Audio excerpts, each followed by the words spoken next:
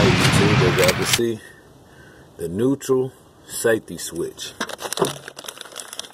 I got my new one right here. See how it was located. Gotta clean the box off. Gotta clean the throttle body. Right there, that's the neutral safety switch. You gotta swap that out. Hopefully the car will start up. As I can see, I put a new starter in. So y'all can see that booger. There you go. Y'all see the little shiny part of it. Alright, y'all see the new starter. New starter been put in. Still nothing. So I'm gonna try the neutral safety switch.